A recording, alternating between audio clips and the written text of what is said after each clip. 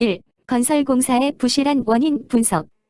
1. 건설공학을 경험공학이라고 하는 이유는 건설은 모든 이론보다 경험이 우선한다는 내용이며 학자들과 연구자나 다수의 공무원이나 설계 종사자 중 95%는 현장 실무 경험이 없으며 많은 공무원이나 50% 정도의 학자들은 구조 계산을 못하여 구조기술사의 서명에 의존하여 인 허가를 해주고 있고 사고가 생기면 모든 책임을 기술사나 현장에 미루어 인 허가를 해준 자신들의 책임은 회피하고 있다. 2. 사고가 발생하면 먼저 철저한 원인을 분석한 후 대책을 세워서 발표해야 하는데 정부는 일부 학자들의 견해만 듣고 성급하게 원인을 분석과 대책을 마련해 국민은 정부의 원인 분석과 정책을 불신임하고 있다. 3. 건설공사는 불필요한 과장된 투자를 줄여 가성비에 맞게 시공하는 기술을 적용하기 위하여 철저한 구조 계산과 적절한 시공법을 선택하는 기술이며 과학적인 연구를 통해 적절한 공사비 투자를 위하여 정부는 매년 학자들이나 연구기관에 막대한 자금을 투자하므로 이들은 부실 공사에 대한 책임을 면할 수 없다. 4. LH는 건축주의자 연구기관인데 지금까지 정부의 지원으로 시공회사를 대표하고 있으며 정부의 위탁으로 각종 건설 행정 규정이나 시행령, 조례 등의 초안을 만들기 때문에 부실 공사가 생기면 행정적 책임도 져야 한다. 2. 언론에 발표된 원인 분석의 부당성. 1. 전달력은 보의 힘에 의한 사인장력을 저지하기 위하여 보는 스터업으로 상단근과 하단근을 묶어주는 역할을 하며 기둥은 후프근으로 모든 기둥 철근을 묶어주는데 일부 학자가 언론에 발표한 내용을 보면 전단근 부족이라고 하면서 공사비를 줄이기 위해 현장에서 전단철근을 빼먹었다고 이해할 수 없는 주장을 하고 있다.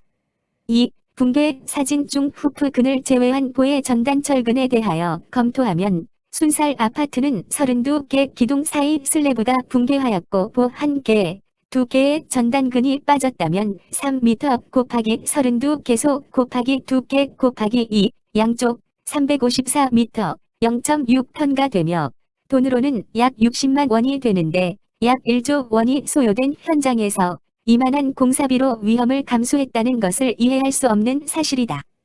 3. 외국의 경우 세밀한 원인 분석과 적절한 보강 대책으로 국민은 정부의 정책을 신뢰하므로 특별한 경우가 아니면 부실 공사에 대한 보강 대책을 용인하고 있으며 부득이 할 때만 재시공하여 불필요한 공사.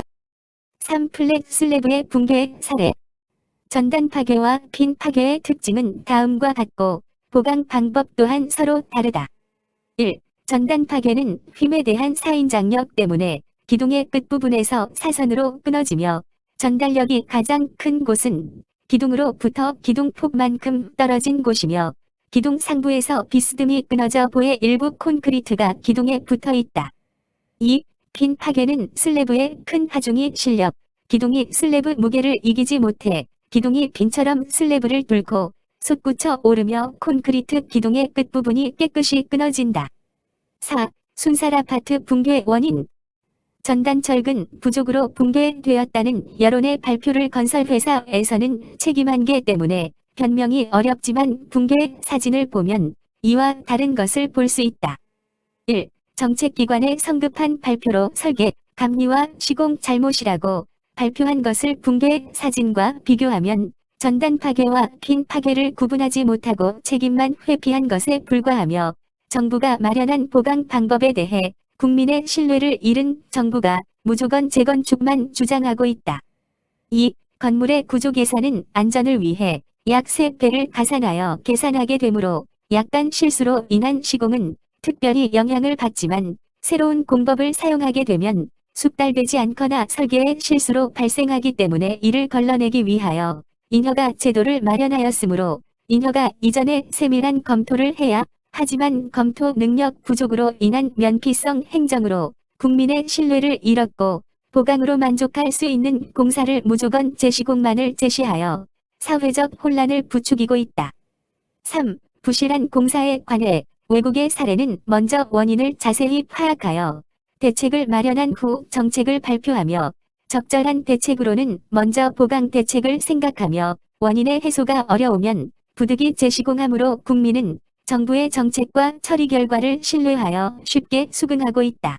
5. 플랫 슬래브의 시공법 및 보완 대책. 플랫 슬래브 공법은 근래에 우리나라에 도입되고 있지만 현장 경험이 많은 외국에서는 다음과 같이 시공되고 있다. 1. 플랫 슬래브는 무조건 보가 없는 무량판이 아니고 기둥 사이에는 슬래브 높이의 작은 빔과 슬래브 철근을 배근하며 슬래브 최소 두께는 15cm 이상으로 하는데 순살 아파트의 하중은 슬래브 위에 성토와 보도블록을 시공하여 두께를 270mm 정도로 추정한다. 2. 하중이 작은 무량판은 일반 플랫 슬래브로 시공하나 하중이 큰 플랫 슬래브는 기둥의 저면적이 작아 빈 현상이 우려되므로 기둥의 상부에 브래킷을 설치하거나 철근 매로 기둥의 상부판을 보강한다. 6. 붕괴 원인 분석에 대한 반론. 언론의 순살 아파트 붕괴 원인이 현장에서 전단철근 시공을 줄였다는 발표에 대해 다음과 같이 반론을 제기하고자 한다. 1. 전달력은 휨의 4인장력을 견디지 못해 생기며 후프를 제외하면 보의 스터업 철근이 대상이 되는데 페이트 슬래브에는 보 배근을 하지 않았는데 어떤 전단근이 빠졌다고 주장하는지 알 수 없으며 사진을 보면 전단 파괴보다 빈 현상에 의한 파괴로 보인다. 2. 전달력이 위치는 보 길이의 1/4 지점까지며 가장 큰 전달력은 기둥면에서 기둥폭만큼 떨어진 곳에서 생기며 전단근은 휨의 4인장력을 방지하기 위하여 상하 철근을 스터업으로 묶어주는데 순살 아파트의 플랫 슬래브는 보 배근이 없는데도 전단근이 빠졌다고 주장하고 있다. 3. 플랫 슬래브를 시공하면서 철근 고이는 간격 편을 하단근은 25mm, 상단근은 240에서 470mm에 스페이서로 철근의 높이를 유지하는데 콘크리트를 타설할 때 쓰러져 상단근이 하단근과 같은 위치에 시공되어 전달력이나 빈 현상이 생기기 쉬워 붕괴가 쉬워 근래는 스페이서 대신 땡파를 시용한다. 4. 플랫 슬래브의 두께를 40cm, 60cm 성토, 10cm 보도블럭을 설치하면 순살 아파트의 고정하중은 2440kg/제곱미터이며 크레인을 슬래브 위에 거치하는 곁을 이동하중으로 보면 1제곱미터당 400kg/제곱미터이며 안전하중을 1.5배를 고려하면 600kg/제곱미터로 총 하중은 3.040kg/제곱미터가 된다. 7. 다른 나라에서 사용되는 신공법. 플랫 슬래브 대신 리브를 사용한 슬래브로 시공하는데 리브의 넓이는 15cm 이상이고 리브 빔의 간격은 900mm로 하며 일방향이면 리브 슬래브, 가로, 세로 양방향이면 와플 슬래브이며 기둥 사이는 기둥 넓이와 같은 리브 빔을 설치한다. 1. 두께 270mm인 플랫 슬래브 1제곱미터당 무게는 648kg이고 리브 슬래브는 266.1kg 와플 슬래브는 322.5kg이 된다. 2. 리브 슬래브나 와플 슬래브는 작은 빔 위에 슬래브를 시공하여 상단근을 높이 고이지 않아도 된다. 8. 리브 슬래브 시공법. 슬래브 거푸집 위에 리브 폼을 리브 두께만큼 띄워 설치하며 리브 빔에 작은 볼을 설치하며 하중 크기에 따라 다음에 두 가지 방법이 있다. 1. 슬래브에 실리는 하중이 작을 때 기둥 사이는 기둥폭과 같은 넓이의 리브 빔을 설치하여 배근한 후 기둥 간격이 좁은 쪽으로 리브 빔을 설치하여 응력 분산에 유도한다. 2. 하중이 큰 슬래브는 기둥의 지지 면적이 좁아 핀 파괴 우려가 생기므로 기둥 상단에 경사각 45도 이상인 펀치를 설치하며 펀치의 폭은 슬래브가 양쪽에 있으면 기둥 중심 거리의 0.4리터, 한쪽은 0.2리터 이상이 된다. 9. 와플 슬래브 시공법. 슬래브 거푸집 위에 양방향으로 리브 폼이 설치되며 타령이 쉽도록 와플 폼을 사용하여 리브 빔이 양방향으로 설치된다. 1. 슬래브에 실리는 하중이 작으면 기둥 사이는 기둥폭과 같은 넓이의 리브 빔을 설치하여 작은 빔으로 배근하며 리브는 가로, 세로 양방향으로 설치하여 와플 빔을 설치하고 그 위에 슬래브를 설치한다. 2. 하중이 큰 슬래브는 기둥의 지지 면적이 좁아 핀 파괴 우려가 생기므로 기둥 상단에 경사가 45도 이상인 헌치를 설치하며 헌치의 폭은 슬래브가 양쪽에 있으면 기둥 중심 거리의 0.4리터, 한쪽은 0.2리터 이상이 된다. 10. 미비한 정책이 조장한 부실 공사. 정책기관의 성에 없는 분석과 대책으로 성급하게 발표한 부실 공사가 사회적 불안과 불신을 만들고 있으므로 이를 살펴보면 다음과 같다. 1. 건설업은 3D 업종으로 인력 수급이 어렵자 무작위로 외국인을 고용하므로 기술은 퇴보되었고 허가받은 전문 건설업체는 외국인에게 제도급 또는 제도급을 통하여 수익을 보고 있지만 정부는 이를 방관하여 공사비는 높아지고 공사의 질은 낮아져 부실 공사로 이어지고 있다. 2. 외국인은 단순 노동으로 전문성이나 기술이 없이도 하도급 규정에 따라 등록된 전문건설업 소속으로 일하면서 철근 작업량을 줄여 계획된 일당을 수령하고 있으며 익숙하지 않은 언어 때문에 기술 교육도 어려워 부실 공사가 증폭된다.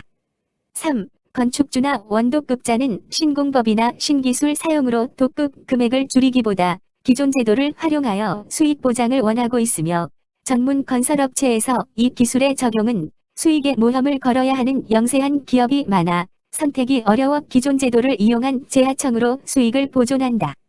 4. 부실 공사에 대한 인식을 외국과 비교하면 외국은 공사 원인을 철저하게 분석하고 가성비에 맞는 알맞은 대책을 세운 후 공표하여 승인받아 실시되며 이는 국민의 신뢰가 크며 재시공은 부득이 할 경우만 실시하나 우리나라는 책임 회피를 목적으로 무조건 재시공하므로 사회경제적 불신이 조장되므로 성실한 원인과 대책을 마련하여 국민적 신뢰를 얻어야 한다.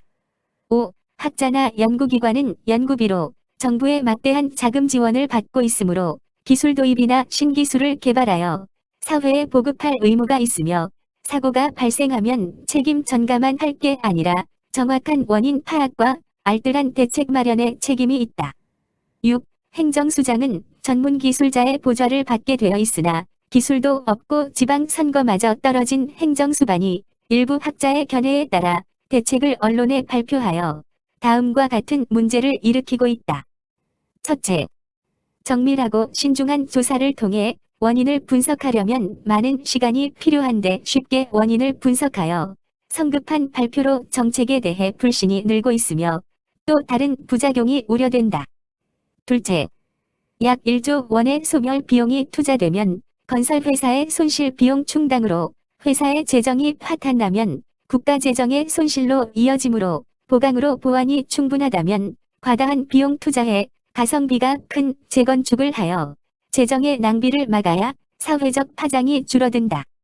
셋째, 플랫 슬래브에 관한 정책을 저렴한 보강보다 재시공을 우선시하면 다수의 건설회사 파산이 우려되는데 건설회사가 파산하면 정부의 구제금융으로 국가 재정이 파탄이 난다. 넷째, 저렴한 비용의 보강보다 큰 비용이 소요되어 가성비가 높은 재시공이 결국은 아파트 가격의 상승으로 이어진다. 다섯, 기술력의 인정으로 해외 시장을 개척해 온 건설회사의 신용도가 낮아져 이로 인한 해외 공사 수주에 막대한 지장을 받게 된다. 11. 부실이나 붕괴한 플랫 슬래브 보강. 1. 붕괴 원인을 전단 철근 부족이라고 판단한 정부는 플랫 슬래브로 시공된 아파트를 전수조사로 조치할 때 다음과 같은 문제가 발생한다. 첫째, 입주한 아파트 전수조사가 부실로 판정되면 손실 비용을 충당한 건설회사의 파산 후에는 보상이 가능할지 우려되며 현재까지 부실 징후가 없는 아파트의 경우 보강으로 안전을 유지해야 한다. 둘째, 신용도가 낮아져 우수한 건설 기술에 대한 신뢰가 줄어들어 해외 공사의 수주 실적이 적으면 정부는 어떤 대책이 있는지 의심스럽다. 2. 붕괴 없는 플랫 슬래브의 보강 대책. 아파트 붕괴가 전단 붕괴나 핀 파괴에 대한 보강 대책은 다음과 같다.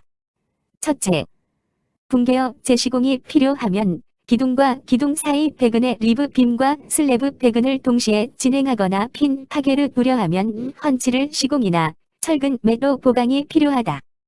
둘째, 입주가 끝난 기존 아파트가 부실 공사로 판정되면 보강만으로 안전이 충분히 유지되는데 보강 방법에는 전달력이 부족하여 힘의 사인장력을 받으면 적당한 곳에 기둥을 추가하며 기둥의 추가가 어렵거나 핀 파괴 우려가 있으면 브레이크들 그림과 같이 설치하면 안전이 유지된다.